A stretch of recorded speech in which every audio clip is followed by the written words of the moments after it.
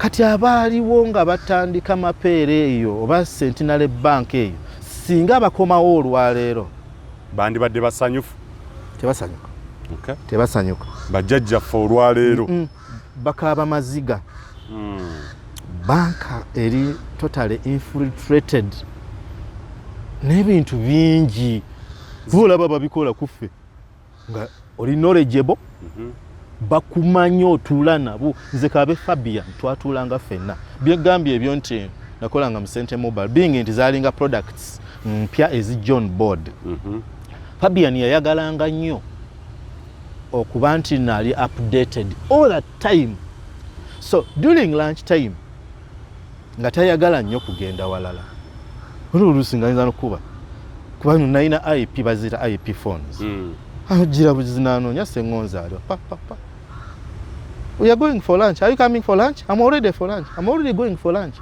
Ne mwambuka ne mutuula. Bwe mutuula naye bwe muti. How is Sente Mobile? Kino mwabadde mukikoze mutya?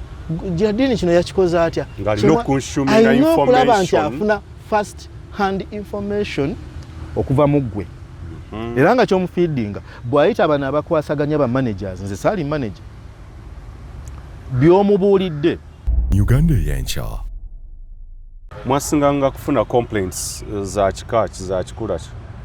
Sente zange zivudde ku ATM ani azijjeeko.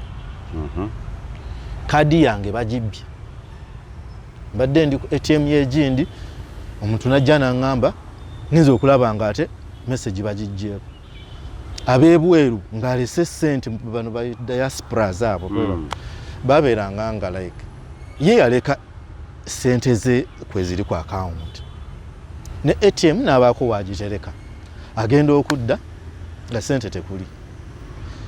Lusi mwanoonyerezanga kati nga bw'ofuna cases ezo ezabanga complex n'osindika mu security ng'erina okugyayo ebintu nga footages mujjayo jano ne muzanuloolinga buto okunoonya transaction eyo yabaddewo mu bbanga ki na muntu kye yagikoze location ki nga so nkwasaganya branches zonna ez'eggwanga ne security departments zonna eza branch n'ey'okumapeera mulimu ebyabanga ebizibu ne mwescalate nga paka mwami sekyanzindoza ne bayita CPS awo police ne bahandoli naddala abakadi swappers era byebyo ebiseera tutandikira nga bwe mufuna footage kubanga ebisajja abaswapinganga naddala mu bwayisaawo yali ATM mbi nnyo bwayisaawo ku bitaala wano obivaamu bwoti eri ku mukono gunda wa Shell eyo nga mbi.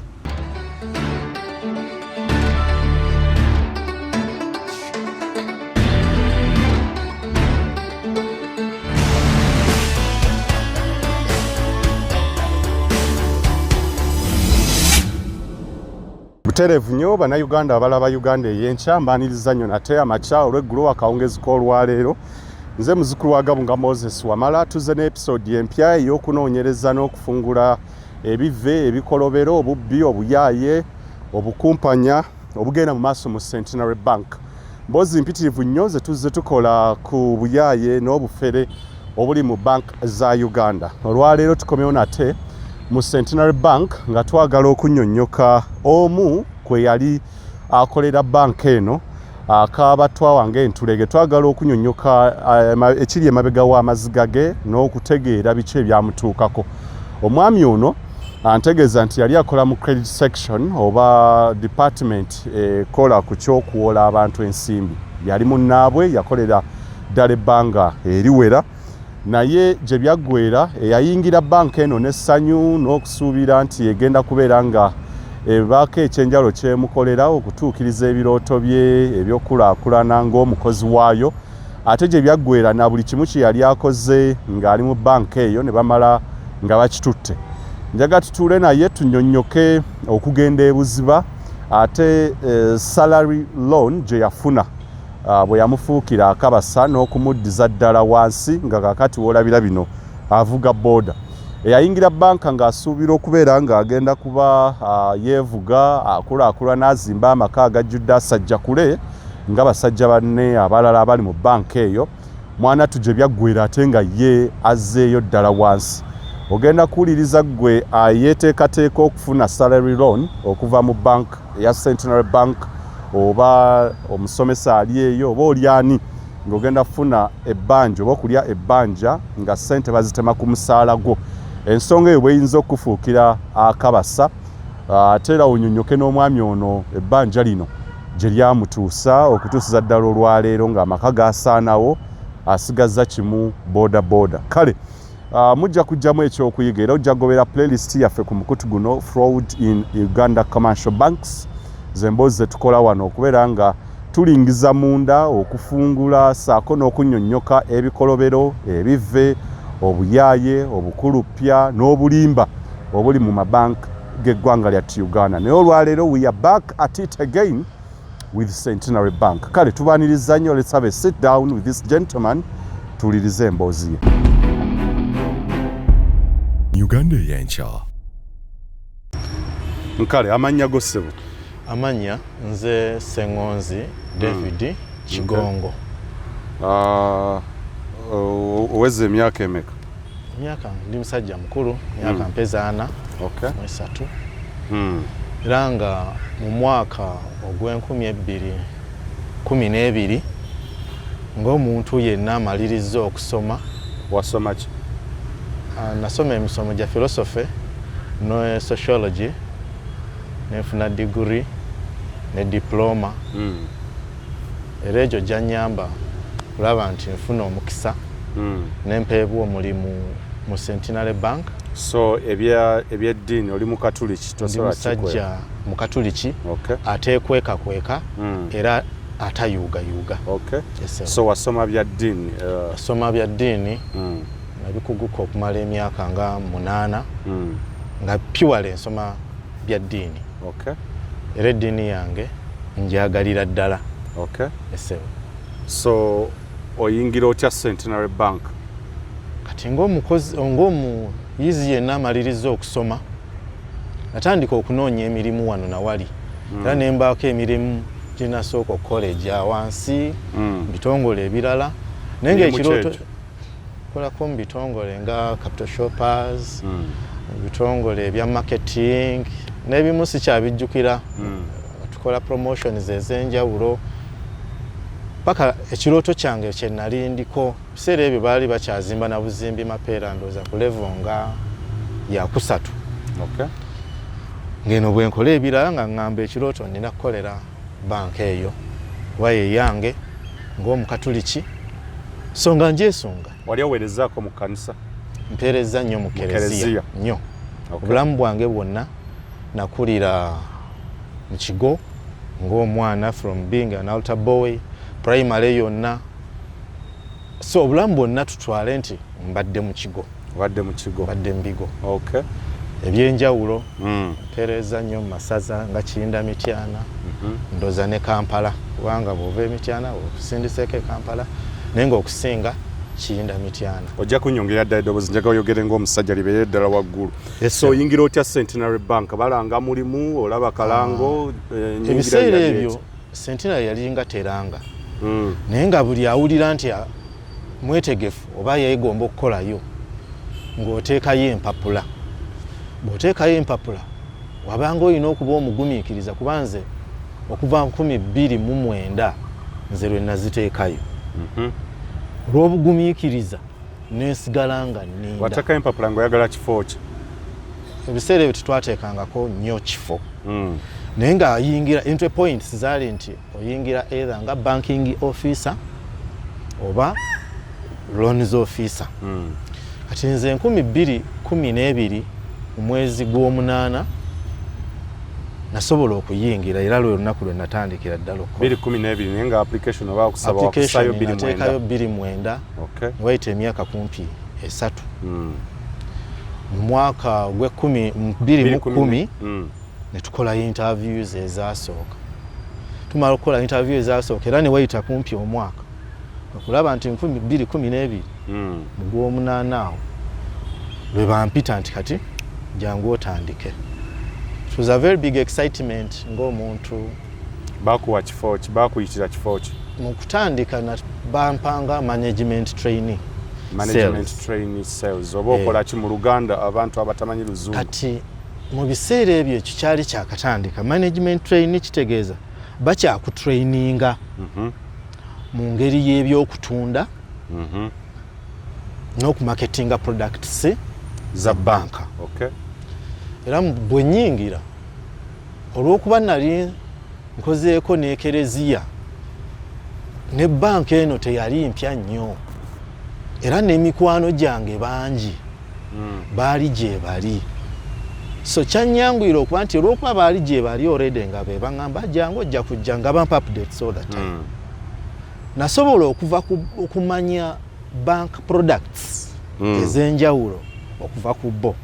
Omuntu w'ebbali oba omuntu wa wansi kyatamanya nti bank eba ne products ez'enjawulo. Kati ekyo kyampa enkizo bwe nayingira kyannyanguira okutunda products ezo. Nti yali alina okumala emyezi 6 ku probation. Nze byannyanguira. Nenga tewalina experience yonna ekwatagana na banking sector nti oba wasoma bya commerce or banking? No. Tewali nali sina banking experience. Yadde mbya bookkeeping na administration nali mbimanyi kubanga mu parishes gye nakolanga nga gwa administrator omanye ssente bwe ziyingira ez'ekereziya na butya bw'ogenda okukola ki ozifulumya. So at least mu bookkeeping n'ebyo nali nsobola okukola accountabilities. Naye nga balina okuwa okutendekebwa nga banka. Baatuwamu okutendekebwa okutonotono kibayita induction ne training ezo nekitunyumira nentandika okukola. Mu kukola kwange natandikira nnyo mu sales ezo nga tutambula twatandika door to door nenda nga door to door si nyangu. Nga mugenda nyumba ku nyumba? Nga tugenda mu wino omwo katale ka Kiseka mu arcades ezo mwebyo nga kati nze mind yampa nti sijja kunoonya accounts za wansi.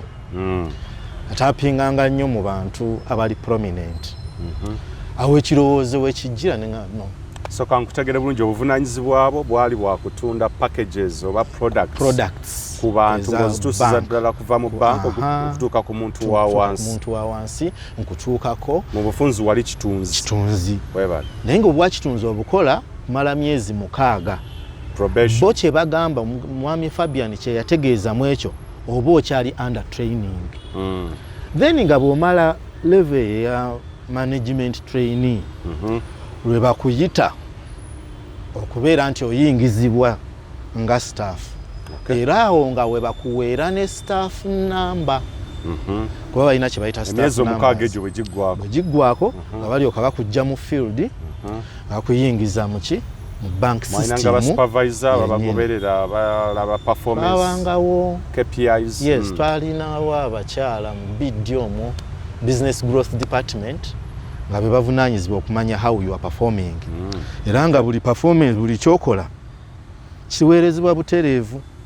Era we basinziira nga bakiweerezaawa mu bakulu kati nga mu abakwasaganya aba HR then n'abakwasaganya ku products management ezo mukyala Lugalambya abo nga be bakulu mu business growth department. Kati kyayamba nze nayanguwa mangu okupiikinga. Report wagirabako ya performance wakola otya mu myezi 6? Yadde saagiraba nti bagiwandiise bwe bati naye ebyankolebwako byayoleka nti I was outstandingly performing. Biki ebyayoleka biki bye bakugamba? Mu bbanga ery'emyezi 3 egyasooka oba 2 twali tundoza batuyingiza ntufuna oba emitwalo bwabanga 4 bwe bati. Kati naye nga bwo performing obulungi tugambe no hitting target gye baagala ng'osobola ofuna paka ku kakadde kamu emitwalo 2. Nze emitwalo 4 nagiryako kuba nayingira nga ennaku z'omwezi 2 omwezi gw'omunaana mwezi ennaku bansasula ndoza bampa oba emitwalo gyali 3 Okay. Out of mitwalo 4. So mukasera kali akokugezesebwako okutendekebwa baali babasasula. Batusasulanga. Okay. Buli mukozi bamusasula emitwalo bakugamba 4. Naye nga bwo performing obulungi zirinyira nga tuufu zaalinyanga. Okay. Ekyampa essanyu. Kati nze bansasulako 3 omulundi gumu. Mu myezi omukaaga. Mu nnaku 4. No, mu nnaku zalinga 10 between 20th nga wakatandi ne 30th. Twakola mundooza wiiki emu awo. Nga wakatandi. Bampa 3. Okay. Nali nduddo zikwatako. Essanyu obudde mu kigeeri. Essanyu lyali ly'amaanyi. Okay. Nkozeyo obunaku butono nnyo. Ne bumpa all this. I went back jubilated that. Tukwata omwezi omulala olw'okuba nti nali mujagujagu. Olwo tageti yaabwe nagikuba. Yalina kufuna 4. Bampa kamwaga. Kukyogera ku target kiki baali beetaagira ddala mu sales? Ebiseera ebyo baalinga batugamba oleeta accounts 7 buli lunaku. 7 accounts. Abantu abaregistarinze okuyingira banka. Okuyingira banka okufuna bank account. Mu lunaku 7. Kati nze nali mujagujagu. Nawulirizanga nnyo UBC, Star Radio ebyo nga kwe kuyitira programs za government. Kati ekyavangamu mu programs ezo za government mwabangamu compensatinga ab'enguudo, ocompensatinga ab'amasannyalaze. Kati ebyo ebiseera bye bakolera ndowooza oluguudo lwa Masaka, Mpigi Masaka highway okujja expandinga. Ate ebyo ebiseera mwe bakolera ne Entebbe Express highway. Kati nze nateganga amatu ku radio. Nemaye mu lunaku bwe ruti bagenda kuba bwe mu kifo bwe kiti. Nenteekateekako mikwano gyange awo. Tujja tugende ne tugenda ne tulumba. Omuntu gwe bagambye nti leeta accounts 7. Naddanga nina 5. Naku lumu 3. Nga ne bwenkoma kwolwo olunaku. I'm good to go. Zolo kuddayo ne nebaka. Ne mbalinda ne bampa. Target njifunye gye mwagala. Mwagala ya olunaku 7 oba funye 5. How many days are those have you covered? Yeah. So, sobola okukikola. Kati omukyale yali mu human resource bametanga Florence, ndoza Florence Maweje. Batuukanga baagala okusetting up call center. Mu linda ko nga tunatwa ku call center mu sales bangeri kiwawereza mu sales for how long? Miezi 3. Miezi 3 jinejani. Guno ogusoose nagonga ngubaze. Ogw'omunana, ogw'omwenda n'ogw'ekkumi. Kati 11. Mukyala Mawejje agamba twagala kusaawo call center. Okay. Tulina kulonda mu bana abaana abato abaakayingira. Abatamanyi call center abatasoma call center ye bantu osobola okukuba amasimu nga bakwanukula bwe ziba message oba obubaka bonna bonna okwemulugunya okuva mu bantu okumanya ebifa mu bantu eri nga gwosobola okubannyonnyola mu bufunze ye customer care yakubira customer care. Kati Mukyala Mawejje bw'akirowoozaamu ndoza bo baatuula bagamba twetaaga abaana abaakayingira. Naye ng'omwana oyo yeetaaga okuba nti amanyi bank products zonna ng'ate ali articulate asobola okunnyonnyola omuntu n'ategeera. Kati simanyi bwe kyajja nze nali ndi awo nga bankubira essimu nali butuufu namuwina eyo. David bakwetaaga ku mu biddi mangu. Ngenda otuukayo nga nsangayo abawala abalala. Biddi kyeki? Business Growth Department. Okay. Eyo yetwalibwa yakola ku expansion ya bank ye planning na genda kola etya. Ngenda otuukayo nga waliyo abawala baali 2. Nawe bakuyise nange bampise ani atuyise. Akati jukira muli bapya myezi 3 beale ate nga mubadde mu field eri twagenda na kutya bambi. Kiki tulina obuzibu bw'omusango gwe twazizza musango twaleesa accounts ez'ekifere. Ati tugenda okulaba mukyala Lugalambi avaayo yego David badde nga nkuyitako wano mu lift nga simanyi waliwo omuwala omulala sijja boogera bambi mannya naye nga baali abawala 2 nange nze mulenzi mbayita balenzi naye kati basajja n'abakyala. Mkyalo Galambi n'atutuuza mwebale kola mumbuulireko David okola otya ofuna accounts zino zonna nabatute okola otya Beth ne tumunnyonnyola akawe mwebale ndoza mwebe njagalira ddala mujje tugende atukutte ku mukono atututawe wa mukyala Florence Mawejje nenga betutambula nabo ba general manager nti wakati wa general manager supervising ndowooza ba manager nga musanvu ba mukaaga kati ffe ate tumanyidde eno wansi junior levels kyamaje ne bamugamba bebano kino product ene erieta batuwa kumbe baddamu tubuuza interview buto okakasa ddala do we have the real bank knowledge kati twalina akatabo twakayitanga staff handbook nga mwe muli bank products zonna nga kyewuunya obikula mukyala Mawejje yakalina munga abikula bubikuzi page nakuza mbulira ku muntu nga ayagala kufuna tugambe electricity loan oba car loan gamba ino okuba na China okay ate singa njaga kugulya omwana wange account kije yinzo omuwa nga biri ku fingertips wabye mbadde nkola ki kuba byonna babitunuuliranga nga bwogenda mu field olina okudda omanyi products tugambe eza accounts packages sente junior account savings account current account zonna ezo nembi munnyonnyola I think these ones can work. Is it okay? Ngenda okulaba n'omwami omulala nga baziba general manager nga banani bebano bemulonzera ne batuwa bampa essimu lunaku lwensooka okulaba essimu ena airtime wa milioni 2 ng'essimu egenda kubeera ya mu ngalo yali mobile phone naye ndowooza olw'okuba nti yalina okubanga both local ne international calls nze nva mu family eri wansi kagamba nga simanyidde nnyo bya ssente ezo za waggulu bankwasa essimu eno yessimu gye mugenda okukozesa bakukubira bakwate kati ne batandika osindika simu eyo ku buli ATM lwaki bateekawo ekintu ekyo abantu abayingiranga mu banking halls naddala wano ku Mapeera baabanga bangi abafunye obuzibu na card swapping ng'obufere bwa swappinga card obwo butandiikiriza mu Uganda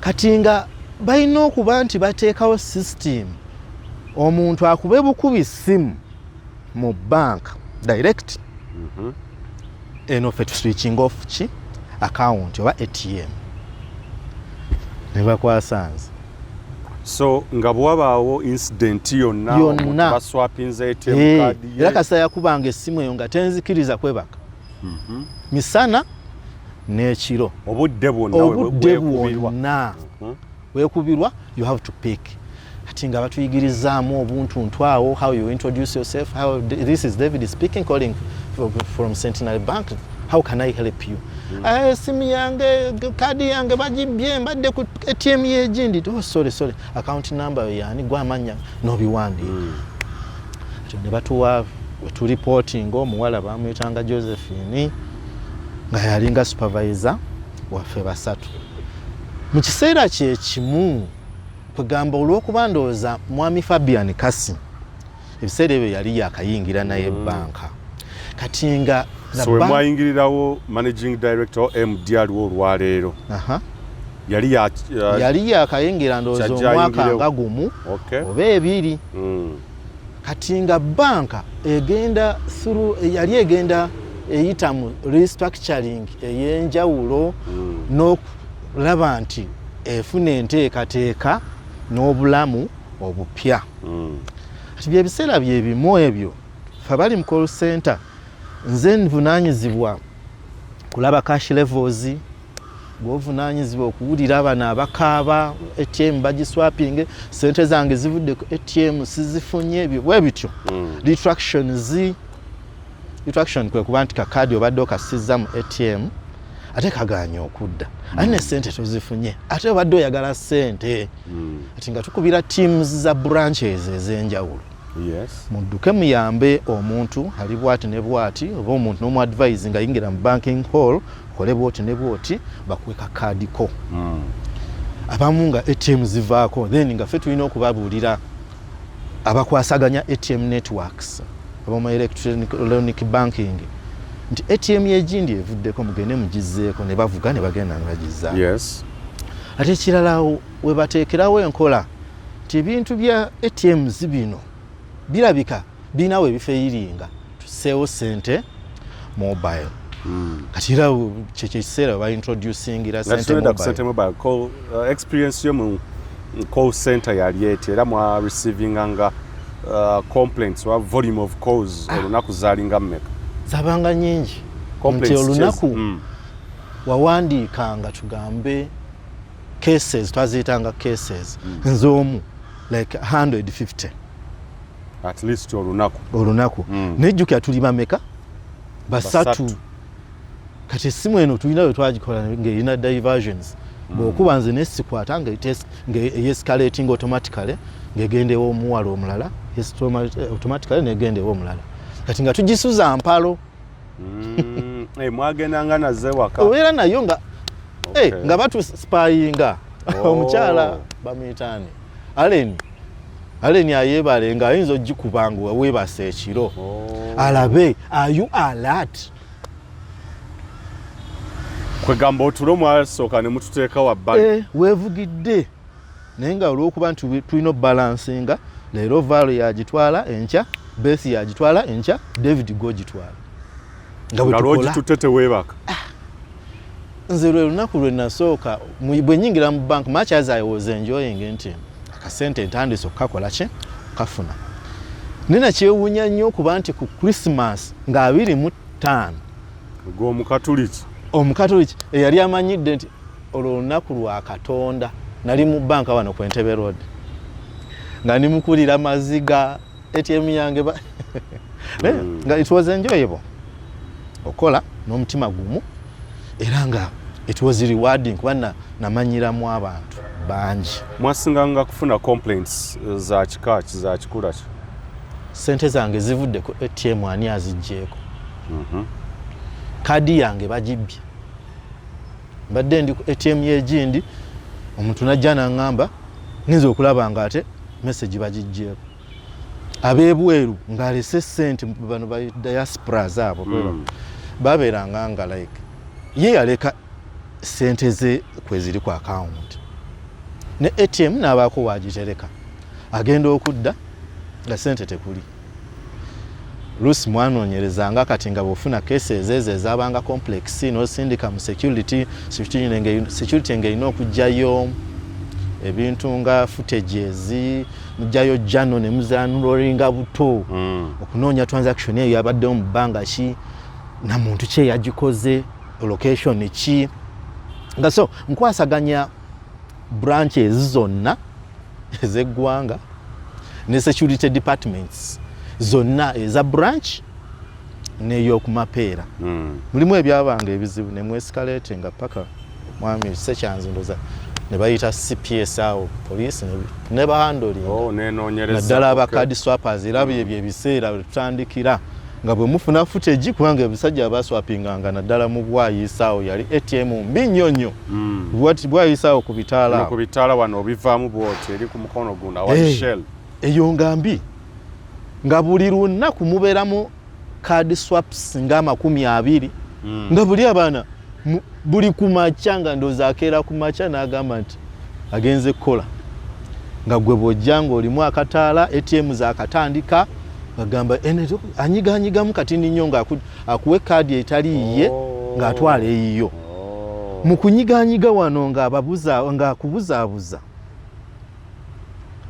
onyiga agamba nyigamu pini nguba abaana twabirabanga abaana abo baali tebali munda mu bank baali okunoonyereza kwabaliidinga okusinziira ku kunoonyereza kutwakola kino kyali kigurupu ky'abantu bwe wayingiranga ATM machine okukola transaction wasangangawo abantu abalaba olowooza nti nabo bali mu layini bazze kujjayo ssente kati gwe mu butamanyabwo mubali mu layini mwe mwavanga omuntu gwotamanyi nti ono card swapper n'omuyita ajja kuyambe omanyi muntu wa bulijjo kumbe amaaso ge attention ye eri wano gwe kukyonyiga mu kunyiga pini ng'akutrikinga nya ina card gy'olowooza nti ye emuli mu ngalo ng'agamba teekamu tulabe bw'ogiteekamu ng'alina epeesa lyanyiga n'ebeera n'efuluma awo wagisukyusiza n'akuwaamu gy'abadde nayo mu ngalo n'agenda n'eyiyo kati gwe olw'okuba tofunye ssente immediately ng'ofuluma ATM machine kasita kadi yo gifunye kasita kadi yo girina mu ngalo kumbe si yo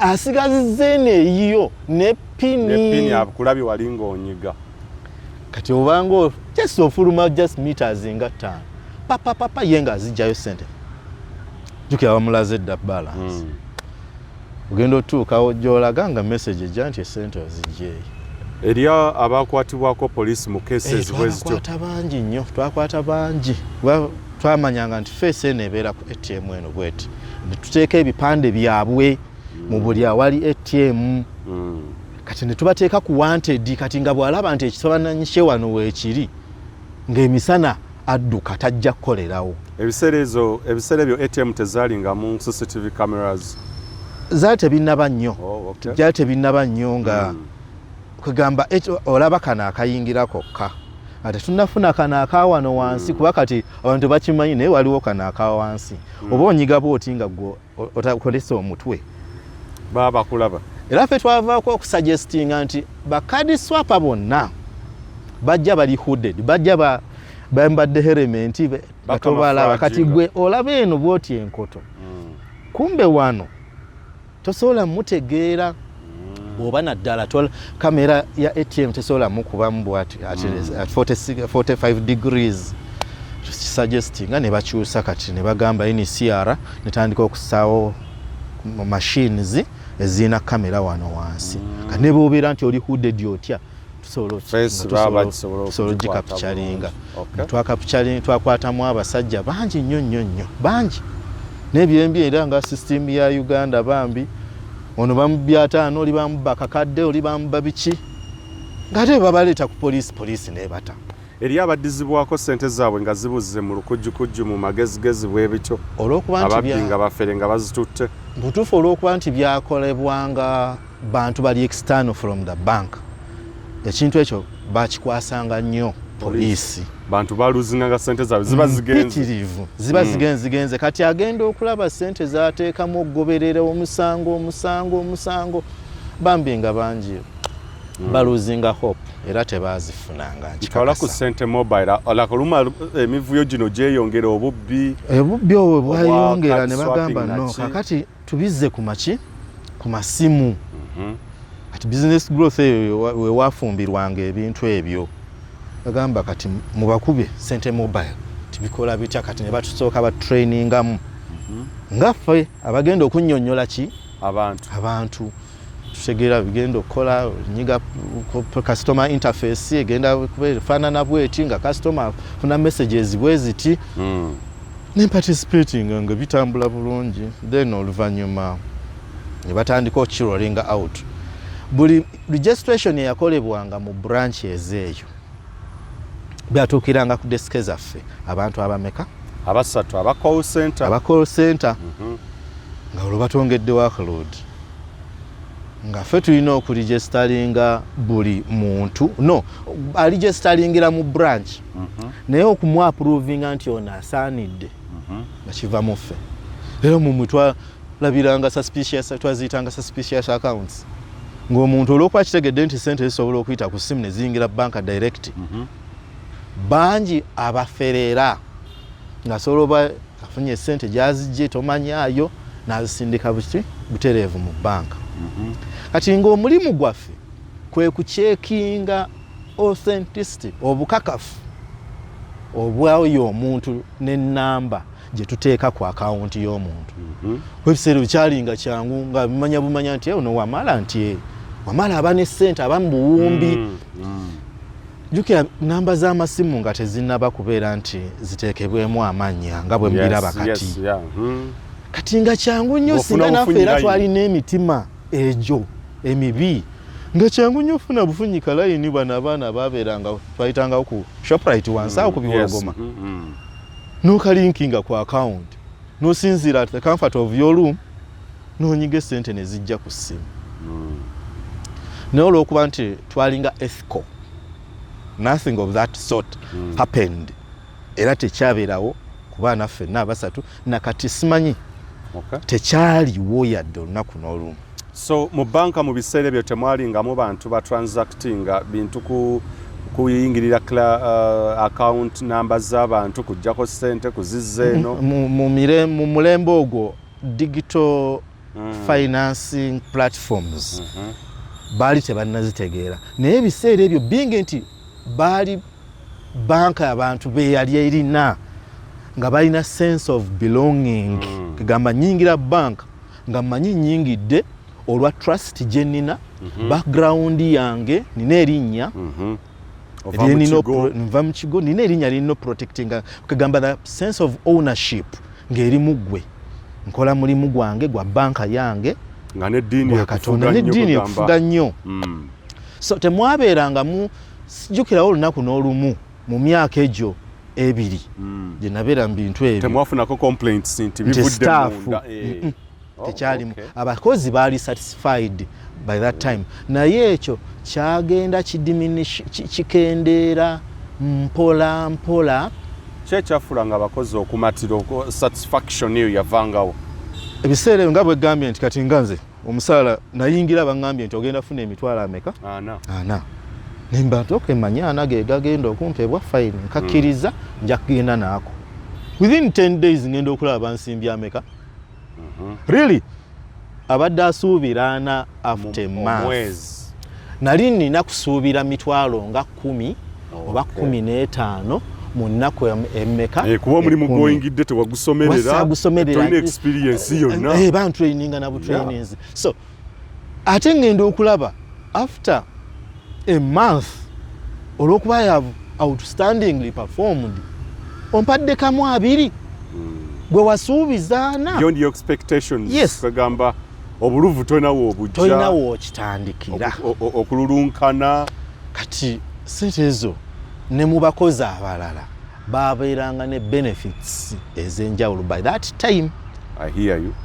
Kasinga tannakwata mu kitavu kya banka eyo awo Fabian Kasinga talina ayingidde naye tannaba byatandikira mu overall tannaba kuwamba banka yonna kyaliwo ekiti nti yali yakayingira nga focus ye ebiseera ebyo yali mu expansion kugaziya branches bagulawo mpitirivu okutalaga eggwanga lyonna yes tannaba kulaba miwaatwa mirala mwagenda kunyigiriza balala yatandika mpola n'agenda ng'abikyusa nga ffe twayingiriranga buli mwaka you are guaranteed nti ogenda kufuna salary increment ya 8%. Tekiriko okubaganyizibwako birowoozo kiri mu bank policy naawe. It is a bank policy nti by each year buli mukozi atandikirwako ayera paka ku MD buli mwaka alina okulinyisibwa by 8% buli mukozi. Okay.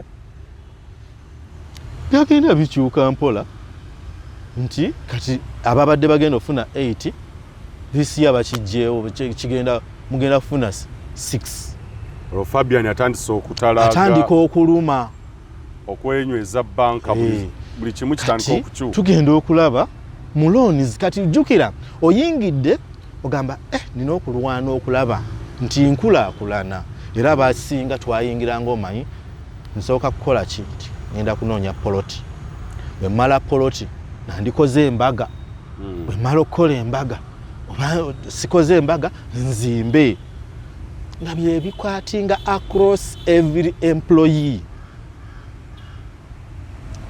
Kati abasinga ebiseera ebyo ffe bye twasangamu ebiseera ebyo gyali mirembe gya Jomayi nga Jomayi etinta Central Bank wa ogendo giyingira okutandika okunywerera mu biroto kibi wafuna nga muli embaga biki biroto kibi wali nze saayagala mbaga kitandikirako kubanga ekisooka nali sina exposure n'abakyala. Okay. Yes, I agree. kati nga ne bwe ngenda okuba embaga mbutuufu taliiwo. Not even a girlfriend. Yes, yeah, true. Nze ekyandi mu bwongo nga njagala nnyo ettaka. Nayagala nnyo okwezimba ng'omuntu. Such that bino ebirala byali byangu. If you have land, you have money.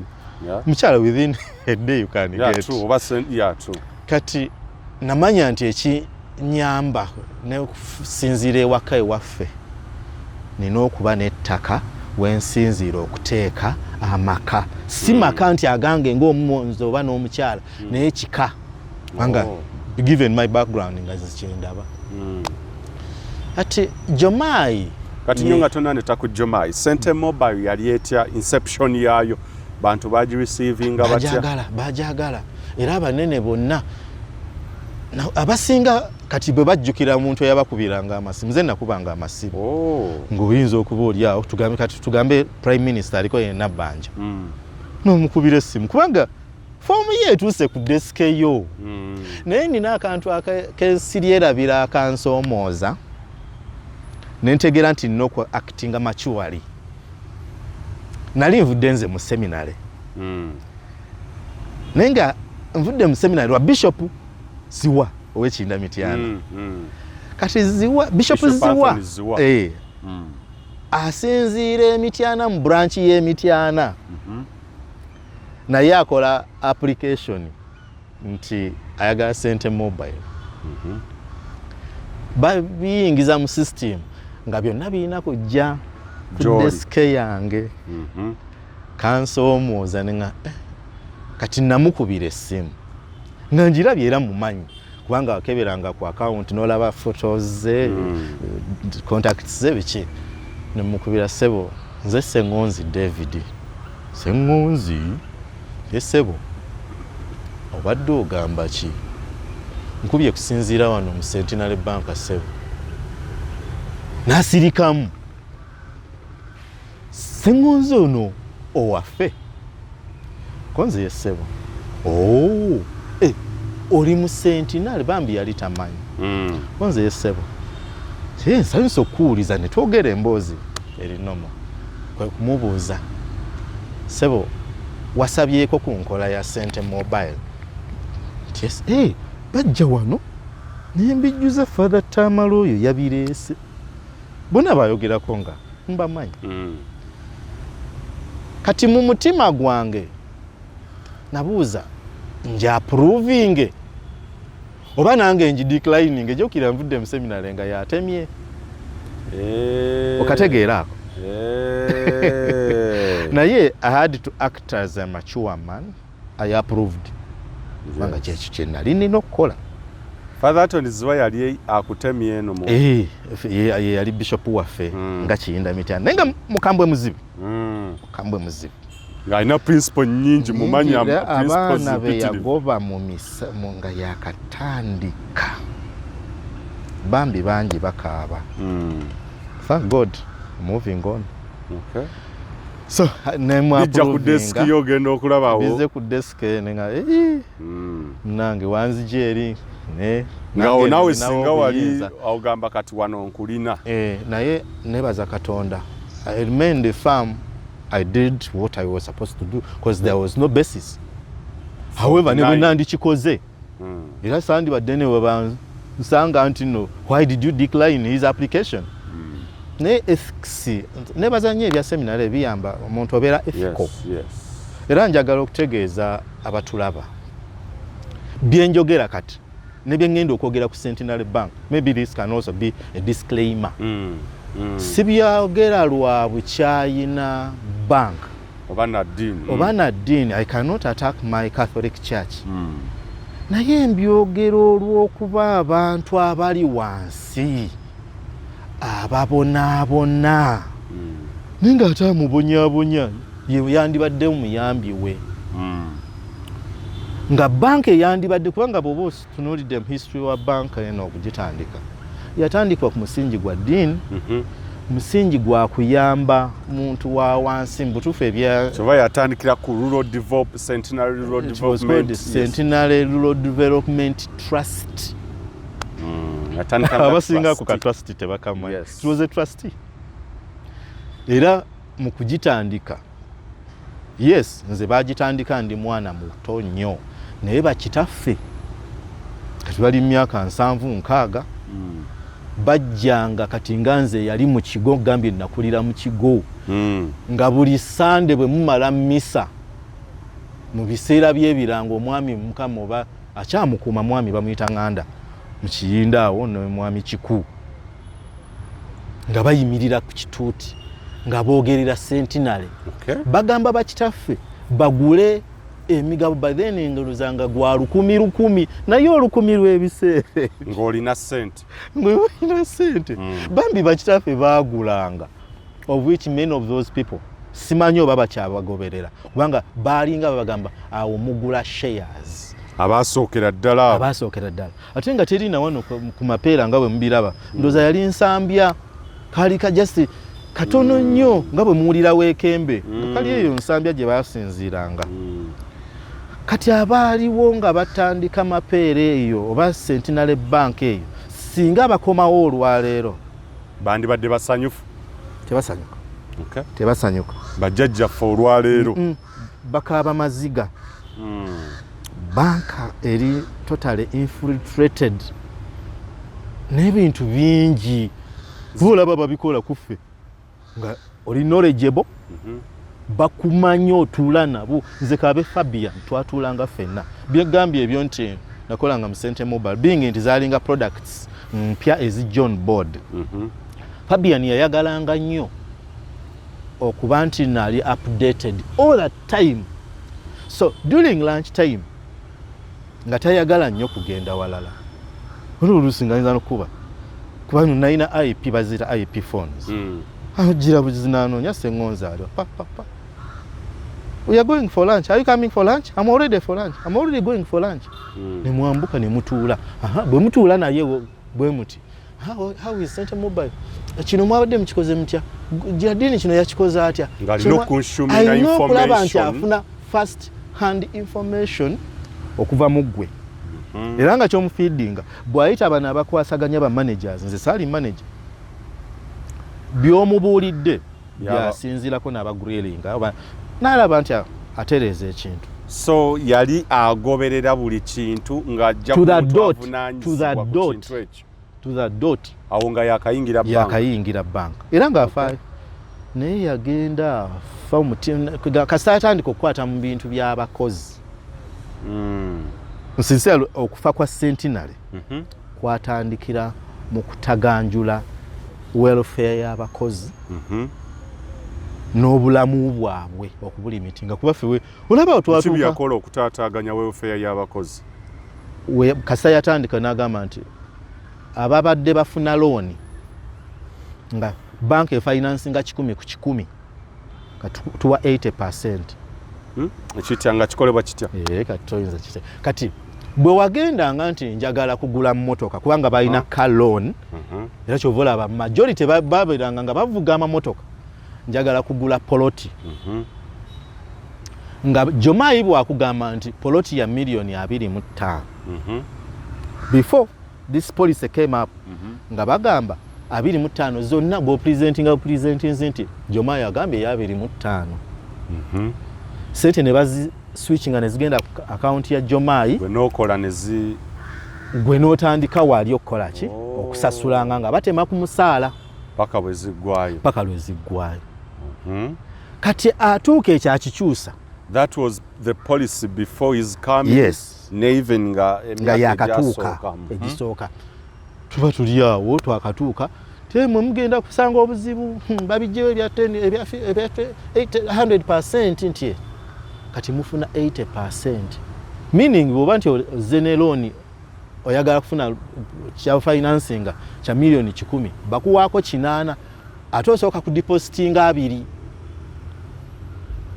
ndozo labo bekikalubirizamu kati ngolo omwana alina okusooka okunoonya milioni 2 aziteeke ku account kyuka kyayagala okugula kya 10 kwa kyakulabirako olala kibeera nti kya milioni 25 oba 3 depending on what item you want to buy using bank financing. Bitandika okubanga byeveera abaana batandika okufuna ogugunga awo bano abaafuna ebintu nga bafunye bya bwereere ate kati ffe bwe batandika kweke tebyabanga bya bwereere naye baabifunanga at ease. Nga kwegamba enkola eyo mu kulaba okwange eba tegenda kuwaliriza na mukozi kutandika era kyaleeta okuyiiya okuwankawanka kuli eri obufera bwe butandikira muntu okulowooza miliyoni 2 ng'aggyewa mu bwangu. Jjukira asiiba wano ku mulimu essaawa almost 24 kubanga otandika okulowooza ku banka ku ssaawa 11. Of course. Kubanga olina okugenda ku mulimu. Ale n'ova mu banka ku ssaawa kumpi 3 kubanga bw'otandika okuvuga muntu agenda tugambe nti nda ogenda Namboole ogenda wa jamu w'omutuulirako ogenda otuuka ewaka nga ssaawa 3 oba 4 ova ku mulimu kugamba nga tolinaako bwekyusizo n'akamu naye nga bagambe teekayo 10 sobola okuwa miliyoni 8. So kikyaleetamu obuzibu. Ekirala kye yakola okusala emisaala gy'abakozi. Ffe bye nagambye nti twafunanga mitwalo 4 kyali intentional. Omukozi wa Centenary yatandikiranga miliyoni 1 oba miliyoni 1.10 ng'ate tayitandikira mbino byaba management trainee. Kati Fabian ayagala okukola okatinga emisaala gy'abakozi gike egyandibadde nti otandikira ku miliyoni 1.10 oba 2 depending on which department you belong to. The best salary. Basic salary yabeeranga miliyoni 1.10 oba 2 kati akuzizza ku 4. Era yaleeta ekyo eki ajjawo obumativu buli bwe mwali nnolo ngati nti oli mumativu n'ekyofuna. Jjukira kati ffe abamu oyingira abanno abakugamba jangu oyingire bagenda kuyingiza mu bbanga bweti batera nga bw'obimanyi how we do research connections. Kati oyingira abakugamba nti ogendanga funa kamu 2 ng'owulira wow zikumala era contented ebiseera ebyo 2012 kamu 2 otuuka agamba era bangi balinga demoralized era bangi tebaateranga kumalako management y'emyezi egyo 6. Kati bwe batujjayo ffe gamba hey you people you are blessed kikoze mutya twegombesa bangi era naye bakyala abalinga mu HR department eyo mwamuyina omukisa bagenda kubawa mugenda straight temugenda nambya probation bakonfamingirawo. That's how I got confirmed as a permanent staff. Kati Fabian ekyo kye yali agenderedde okusala emisaala egyo kufissa kulaga bano abamuwadde omulimu nti akola nnyo but at the detriment of the expense of these abali abatandika banka bali ababega abali ba setting policy bali bamanyi ekigendererwa mukozi abeere satisfied. Yes. Fabian nakitta ekyo kiri 100% ku Fabian ekyokusala emisaala gy'abakozi. Eri policy ya buli mwaka okureviewing omusaala gw'omuntu by 8% ogulinyisa kyalo atannaba kutandika gikwatamu bayatandike diminishing mpola with time ne bagamba nti kati ababadde basubira increment ya 8% eze ku 6. Abaana okay ebyo babyanawunsinga mu December babeerawo olunaku mu December lwe mugenda for general team building oba end of year party. Kati mu end of year party eyo mwabeeranga mu pronouncements imperative nga buli mwaka December olindirira December ng'omwana Centenary ayogerwako osubira with 13th check eyo yeriwa nga bwe mafuna akakadde kamu mu emitwalo 2 bampa 2 mwaga. Ono omusajja n'agenda nga abitema kati tebiriiyo. I speak with evidence. Because twogera omuntu akola mu center alina okusookera ddala nga mumativu nga tawankawanka omululu tagulina. Yes. Abatajja lingiriza mu zino ndala. Kati tugenda okuwulira ebyo nga tannaba kujjawo 13th check naye nga owulira batandika giyuuyayuuya atandika atyo giyuuya n'atandika okuteekangawo atafunye 80% and above mu performance appraisals KPIs nanti batunulya KPIs key performance indicators ezizo ne bakuvaluinga ne bakuvaluatinga in the period of 1 year. No zabanga 6 months. 6 months, then there's 6 quarter months. Every after 2 quarters. Half. Nga bota totalinga to 80% tofuna 13th check olwatandika okujja. Nti bw'oba badde tewafu scorelinze 80 and above to 100 ng'osuubira kamu 2 ajja kuwa 8 n'atandika some tiers from 79 to 60 ofuna 50%. Tebikyali bya jeno nti kiri jeno buli mukozi nti essanyu ligenda kubeera lyerimu. Yes. N'agamba from 59 okuka wansi tugenda kukoma 45. Jukira eno wansi wa 45 we wali abalwadde nkozeeyo bbanga ttono mbadde nga siriiwo nagenda maternity leave so toyinza kumbalanga abaddewo omwaka gwonna. Mbadde mulwadde mbadde ku sick leave mbadde ku bino kati abo bambi babeeranga cut off.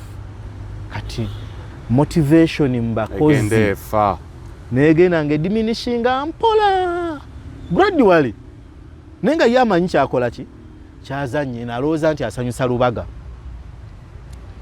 Kyatuuka ekiseera ne 13th check n'ebyo. Olowooza ki ekyamukwesa ekyo? Banka yali ekola amagoba zi financial statements zajjanga zitya? Yajjanga ndowooza it was the second. Emyaka egyo giringa 8 oba 5. Nga banka egisinga oba yalinga Standard Chart. Sijjukira bulungi. Naye yayogeranga n'agamba nti we are privileged to announce to you that this year we have made profits of 32 billion. Really? Ngezo sente bwe sinjinali sinjavu. So ekyamukozesa ekyo tekyali nti kuba ebyo bwe tuyinza okuddamu okwevaluate ntuga nti olwa embeera bwe for instance. Embeera teyali mbi n'akamu nti yali warantinga okukendeeza emisaala gy'abakozi. Omuntu ajja atandise kutaganjula bintu bitaataganya nga tewali na embeera teyali mbi n'akamu kubanga bayogeranga ssente nga almost zaagala kwedabolinga buli mwaka. Nga performance yabeeranga mu 7 oba 28% interest profits ze mufunye omwaka. Nga oba obimanyi oba obiraba kuba oba munda mu banka era zisuubira nti wali information. Olaba Centenary Bank eyo mu kuggulawo mapeera okumanya yayina ssente. Jukira bazimba mapeera building nga tebeewozeeko wantu n'akamu. Naye lwe bagiggulawo olunaku olwo nze kati nga nze yali agigoberera kyannuma. Nali already mmaze okukola interview. Nkimanyi mpise ngera baŋŋamba oyise naye nga tebannafuna deployment we bagenda kola ki kundiployinga. Kati mapeera bagiggulawo nga nkyaliko ninawe nali nkola ndoza nali capital shoppers by that time. Buli mukozi omunene omutono omumpi nayeerawo bwezi babawo emitwalo aga ku lunaku oluggulawo free of charge buli mwana account ye 5 ne bazisula ku account. Ganda enjoy, we are celebrating 25 years of existence. Kyali kirungi era ndowooza simanyi oba ono omwami yafuna bujja nga alaba agenda gaggawaza abantu ng'akola mu Centenary ebiseera ebyo ne bwe kuba ku kyalo.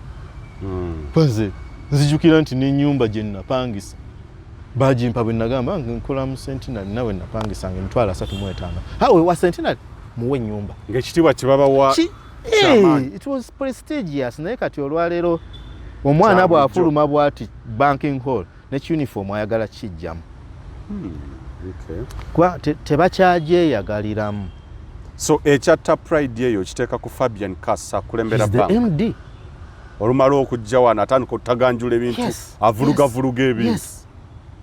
Kati ne bateekangawo bi staff survey ne byeyongera ebintu ne bigenda nga bikyuka. Waliwo ekitongole kati abakozi buli mwaka buli mwezi waliwo ssente ze babatema.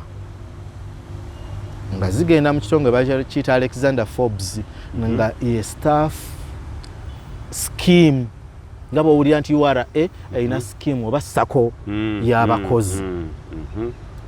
Kati ssente ezo twali tukyali bapya mwaka nga gumu ebiri zaleeta obwegugungo.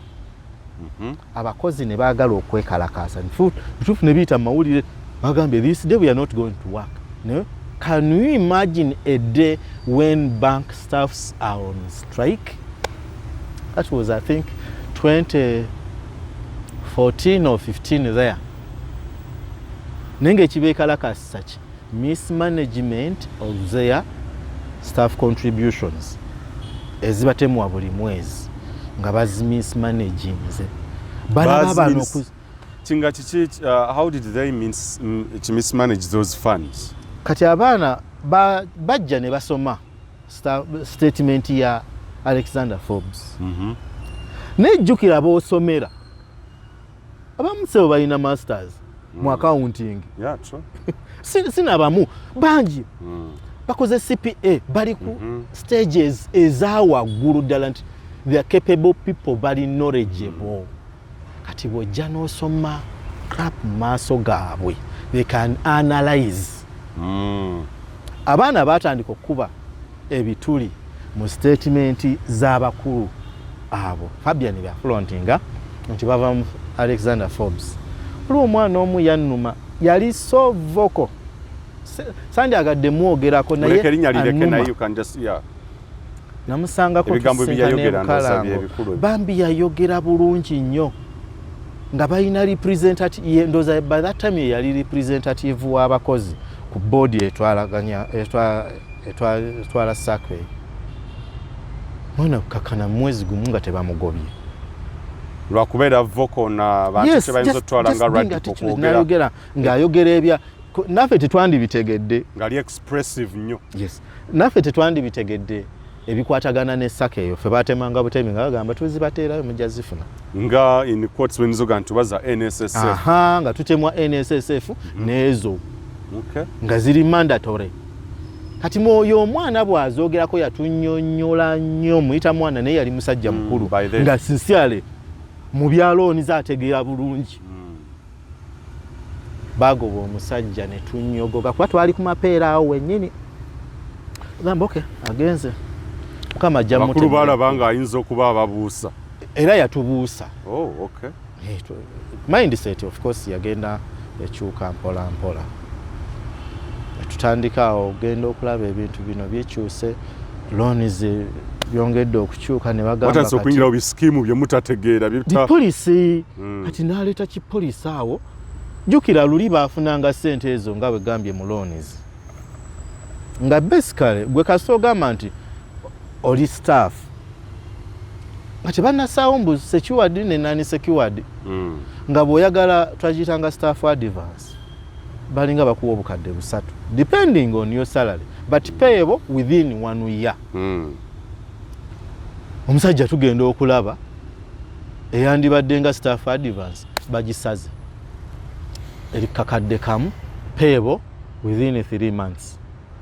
Abakozi ne bagamba kati omuntu asurvivinga atya nga kitegeeza agenda kusigalanga mu mabanja era awe ebizibu byayongera okulaba nti bikola ki byeyongera kuba obajjeko ka advance. Uli omwana yagambanga mu mwaka gumu mbadde na omwana wange asomera seeta nga baana baabwe basomera mu masomero galinga ga bbeeyi kati nga bw'aba alina school fees problem within his family kyangu nnyo n'afuna obukadde 3 n'asetolinga school fees omwezi omwaka n'atafuna buzibu n'asigala nga asasula mpola mpola. Kati ebyo ne bigenda nga bivaawo.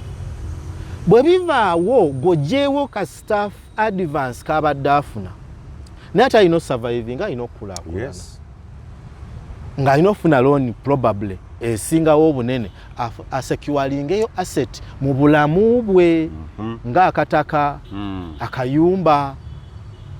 Kati bw'afuna ate ekyo olw'okuba talina wajja agenda defaultinga nti ssente bw'oba oyagala ozimuteerayo era bangi bazibateerangayo n'ofuna akakadde kamu baba basasula emirundi 2 mu mwezi. Tiwofuna bwoba oli wakakadde kamu emitwalo 2 bakuwaako 6 nga 10 ne bakuwa 6 endala nga 25 gye mirundi 2 omwezi era akakaddeko kaba kavudde ya mu 2 kati bw'oba ne looni gwe nga nannyiniyo ogamba nti nze bagiteeke ensasulenga ku first half pay oba okitegeera 6 ezisooka ze ziba zisasula looni 6 eziddako zisasulenga ebyange ebyawaka ne rent probably bw'oba okyakola ki okyarentinga kati ekyo kyakalubanga omwana olw'okuba nti alina backlog oba arrears mu payments ze yandibadde akola 6 esooka gye yapledginga nti gye bajja okusalangako ng'agijjako ba system agimanyi tujja kuzideductinga nga zaakagwako emala ku nightly waliwo kye bayita nightly emala ku running ate runninga ku ssaawa 6 ogw'ekiro kati ye ng'amanyi ssaawa bwezi tingadduka ku ATM ng'azijjako nightly egenda okuraninga nga tekuli ki atakuli sente omwana yazitutte ne basooka ne babeerawo nga bakitunuulira kati ekyo kyaleeta Fabian okukyusa era polisi kyova olaba buli polisi ekyuka mu banka ebyonoonese byonna yavunaanyizibwa 100 ku 100 kuba bw'atassaako omukono n'agamba kigenda kunyigiriza abakozi bange performance egenda kugwa tekikola. So obuteekweka obutaluma mu bigambo ayonoonye Centenary Bank. Yes. Ye Fabian Kass. Yes, olwaleero. Okay. Nze let me tell you one thing abantu kye batamanyi. Mu Uganda tuyina amasaza ndooza galinga 28 wakati wa 23 na 28. Each diocese is headed by a bishop. Nebe gaba nti gali 23. Diocese z'abakatoliki zenjogerako. Each diocese is headed by a bishop. And each bishop is autonomous. Mu diocese ye according to our faith ng'abakatoliki. Katuyinza okugamba nti bwe gaba 23 tulinawo eri 24 ye financial diocese. Nti Kasi naye bishop mu diocese eyiye eri financial nga Centenary Bank agivuganga bw'ayagala tayina tayina bano ba bishops tobalaba nti ideally bandibadde accountable and they are the owners. Mbolira bishop ogwo awandiika ebbaluwa nti njagala obukadde 3 mu Centenary ne bazimuwa ku magoba ge bafulumya ge bafuna ne ku ssente ezimanyiddwa nti mweziri so nga ate Fabian yasobola okugamba nti zino tuziwe gundi tuziwe minister gundi oba n'akimanya nti ssente zino zigenze ku financinga political rally bweziti n'asirika nenga ba bishop he's autonomous itegeza asinga ne ba bishop amaanyi mu banka asinga bishop amaanyi mu financial diocese. Yes, mu diocese ye asinga bishop amaanyi ba bishop simba manyi. Most of them as I speak today have been my lecturers. Some, not most, but at least some, a big number of them. I know them. Fabian Kass akola decisions batasobola na kukola. Bishop luli fewe twayingiriranga one of the prerequisites nga okuyingira Centenary Bank. Bishop amala kuwa recommendation nga bw'onoogamba nti okufuna tugambe baluwa ki gundi amala kusizaako omukono. Katugende yes eriyo ebbaluwa zetufunanga DISO oba LC1 kankuwa ekyokulabirako nga okufuna ndagamuntu. DISO bw'atakusizaako bbalu mukono yeah. That is enough for you not to get a national ID. Ne mu banka nga bishop wa kati bayingi oba bayitawa bayingiranga bwe bagala bano bannaffe ba bishops bebase betise enkofiira zaabwe tebamanyi kigenda mu maaso. Mu bufunze Centenary Bank yawambibwa ya bulungi Fabian Kass yagiwamba emikono gye. Kati ekyo kireese omuntu wa wansi okusiimulirwako ebisooto kuba teri ayamba. Luli bishop bwe wabeeranga nga akusirizaako omukono nakimanya bumanya nti waliwo ekigenda mu maaso. Owange nawulidde kino kiki ekigenda mu maaso eyo kiri kitya nga mulembe gw'abakagugu baabo bambi omugenzi Simon Kagugube nga bwawulira nti Bishop ankubidde waliwo ekigenda mu maaso bwekiri mu bank mu branch bweti waliwo yakubidde Bishop nga badduka mangu nga baki harmonizinga kigonjolwa mu bwangu naye kati n'ekindeeso gamba nti nveeyo nzije mu kamera. It takes a lot of energy and courage okuvaayo. Nina abantu benswalira abanzaala bazadde bange gye mpasa ne bempasa bensobye nabo bantu bakulu era bawulira nti David naye ali mu kamera lwekyo naye nkikoze lwakugamba nti enough is enough. There is something that is not adding up well. Eno yebanka sije wayingire si eno gye neegomba ng'okyali mwana muto okyali energetic with a lot of vigor. Buli kimu obuvanduzi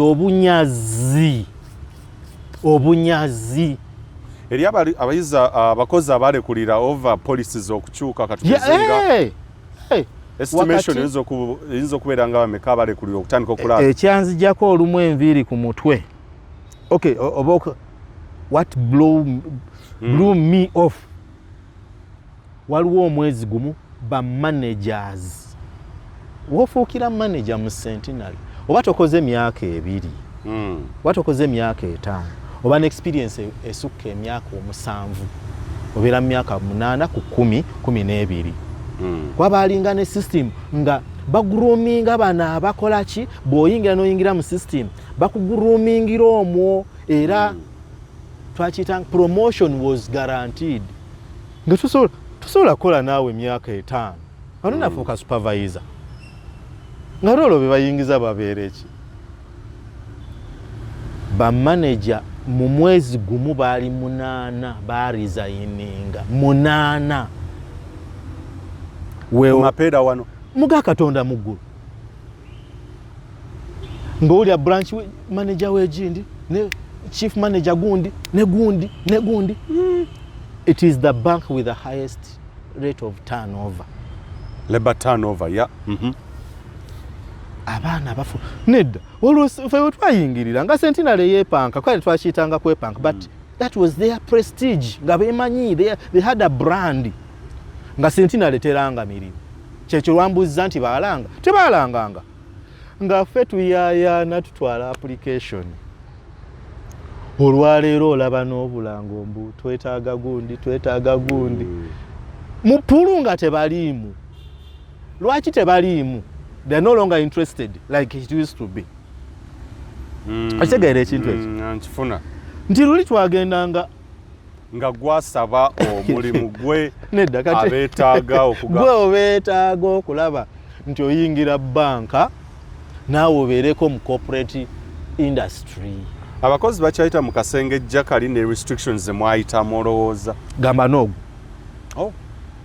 gamba noogu recruitment process katokyali strict and luli fe twayingirira bagendanga ne bagamba nti kakati after this period tuyingiza mu bbanga fe batugambanga nti oba tonnayingira kati bw'omiikiriza mwezi gw'omunaana oba mwezi gw'omusanvu lwe bagenda okuwa interview ne balyoka basindika nga buli application yetuuka omwana agissa mu database ne qualifications zo kati nga batuuka nti baagala kukola recruitment tebatawaana genda mu mawulire mu baana abazze olw'obungi ne credentials ze balina wanga kyabeerangako ani amusindise. Yes, luli eri yali ani recommenda kati nga bayisa message ne bayita abantu nga 7 interview ne zikolo ne mugenda ku popopo awe Rubaga nga muli bangi nengo mugenze kola aptitude nga omanya aptitude gyokola ngebera nga process yebera mu tough nawe ebera mu buli kimu ngebera tough ne kakati omuyaya afubutuka eri n'agamba oyo njagala ajja akolewa nakubira HR HR anakola ki kati nga aliyo olwaleero Solomon Luyombo akole ki naye yayingira ku top floor ebintu byagenda byonooneka kati abaana owulira omwana n'abeera nga abadde mu eyo process kati ate tetukyali mu management trainee cells basaawo era the lowest ranking oba bayina erinnya I will consult one of those girls ng'amaze omwaka mulamba ali mu process eyo process yes ekolebwa singa omuntu oba omutraininga naye tomu-exploitinga kuba ekizibu kye tulina olwaleero nti labor laws zaffe mu Uganda nafu nti Fabian olwaleero ayingiza omwana eyasaba okuba staff ne bamussa ku bwa field trainee ndoza bakiyita na field trainee something like that very funny okumala omwaka kumpi mulamba abasasulwa baba waayo oba mitwalo 3 oba 4 simanyi omwana yambuulira zikyali naye za wansi ate n'alyoka ndoza ate baba bakiyita volunteer obanga volunteer kati omwana akusindikira n'agamba oba olina gw'oyinza okugambako naye nga nduddewo omugamba munnange guma mwaka gumu okyali mu bwa volunteer okwo kuba kubba mukozi oyo kubanga okonsuminga energy ye buli lunaku eteri commensurate to what they are being paid okanya kufunamu kuba buli lunaku akuleetera returns n'agamba nyingiza accounts bweziti gwe buli gwayingiza n'omu absorbing nti client wa banka yange naye omwana ono nga tafunamu. Abakozi bano abaalekulira over the policies ezaleetebwa Fabian Kasi wagobererako abamu basinganga kugenda mu banking institutions ndala oba abamu bagendanga mu banking institutions era kyekyaleeta some of these mushrooming microfinance institutions ezalinga MDIs kati olw'okufuna formidable force olw'okufuna experienced staff ng'akabadde ka MDA nkyo osanga kafuuse microfinance bank bwe buno bupride tebwali gundi. Okay. Ba Equity abo bonna balinga wansi eri pakati bwe ntandika zimenya olaba ne bayawo simanya yawo bangi kati nga bwaveri era kyekyaleetanga bwowulira vision fund ezo okulaba nti zikula bangi abalimu era singa ogenda ani ali mu kaseera kati nga bava eno nga batwala gundi knowledge ebadde njukira omukozi wa Centenary by that time olw'okuba akola with a lot of satisfaction nga be basinga okubeera abakozi ab'amaanyi mu banking industry nga tuyingira kubanga twabeeranga n'ogamba nekanzirewo account mu banka bweti n'ogenda n'oteekayo kati n'oyingirayo ogenza okukolayo ka transaction osanga ekifo nga kyebafu temuli bantu kiri ddala kati ng'owa Centenary bw'amala n'ajja mu environment bwetyo abeera wawaggulu nnyo era nga baba treasuringa nnyo bajjanga ne batujja kebereke siseno bayingiranga mu bitongole ebyo ba Jennifer Kagwa oba ojjukira bajja oyo Jennifer Kagwa waliwo gye twamuyitanga Jeke omukyala w'amaanyi yali mukyala era bwe bamu abo ne baga bino byonoonese n'alizayininga nga mukyala w'amaanyi sigamba nti naakaddiye agamba kangende kati kwe kujja ne bagenda ne bajoyininga nga KCC lwetandika nga bagifudde authority yayoola abakozi ba Centenary awo ku mapeera bangi ne bayingira mu KCC naye ng'ekibaddusa wali ze policies ezikyuse ezitakyabafevalinga era ekyo kigenze over years kigenze kikula staff satisfaction basirika busirisi bolaba abo bambi buli mwezi balina ze bayita attestations they're not supposed to say out era nange singa onsanze nkyali munda sandi byogedde bino kati naawe amemyono buli mwezi muddamu okuba ebirayiro balina ekire babakubye ebirayiro buli mwezi tolina kwogera kintu kyabwe ne bwe kikunyiga kitya era ekyo kyatandikira mu biseera bwe bayogerera ku Alexander Forbes ng'abaana basinikinze out ne basanga media companies ne bazibuulira ebiri munda sente bakyazitema ku bakozi za Alexander Forbes bazisala nakati bazisala abakozi baziganyulwamu tebazifunamu nnyo kubanga yes bwe zibeerayo n'ozifuna kyandibadde kirungi naye abasinga kati ozifuna tebazifuna nti za kyeyagalire amala kunyigirizibwa policies eziri mu banka oluusi agenda okunyigirizibwa ng'alina looni. That is one category nti nk'oyo okukolera banka kangende mu URA mbaviire mmwe oyo n'aresigninga willingly abeera akkirizibwa bwa you only get that money ng'omaze kufuluma banka.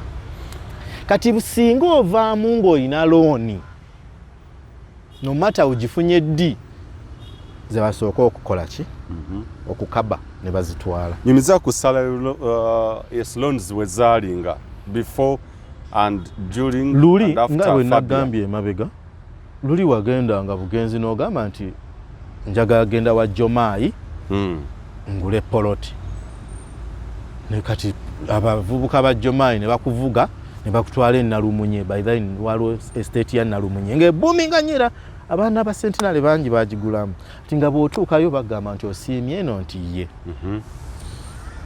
nga bo bamanya nti poloti ebwebiti nga babissa mu biwandiiko nga basindika ku banka eri abo bonna abali baagala poloti ati ng'olabiraawo nga bakugamba nti looni eyo yayiseemu ng'otandika kusasula nga tebakutte kyapa kyo ebyapa byabanga tebinnaba nafulumizibwa Jomayi bye yagiranga ki nga bwamala nga akikuyitira nti kikino naye ng'eri basiga bakola ki batema ku musaala olwa Fabian okukyusa policies ne default rate okulinnya ye kyamuwa mu bwongo nti bano abakozi abeekizitinga bank bonna okuba managinga nnaku basaako okusekiwalinga loonizi zaabwe okusako collateral nekitandika Jomayi tebyaliko nga gwegenda bitandisaawo 2013 nga Fabian yazze kwandoza 2010 Fabian ayinza okuba mu yajjirwamu baffe twamusangawo naye nga mupya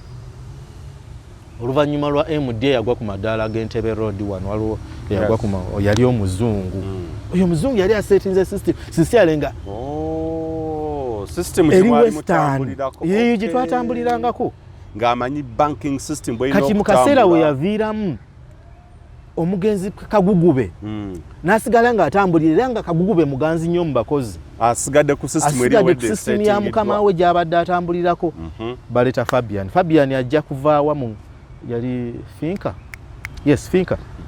which was an MDI by that time but that wouldn't have been a problem nti avuddemu kubanga omuntu okola olinnya madaala naye policies zeyassaawo zeyajja nazo zezoonoonye banka kati bw'atandika okusaawo okusekiwalinga Jomayi ng'eyandibadde akuyita nti jangu ekyapa kyo kyekino tandika n'okuzimba akiwa banka n'etandika omugano bano abakozi abatali satisfied naddala middle management levels jukira abo bonna abali middle management level be baaliwo mu biseera nga ebintu tebinayonooneka naye nabo ne bataba abalabufu nti mu kifo ky'okugamba nti poloti 5 ku 10 yenkana ki bo nze natulanga n'abamu ng'agamba singa ngula akapoloti kangawo miliyoni 4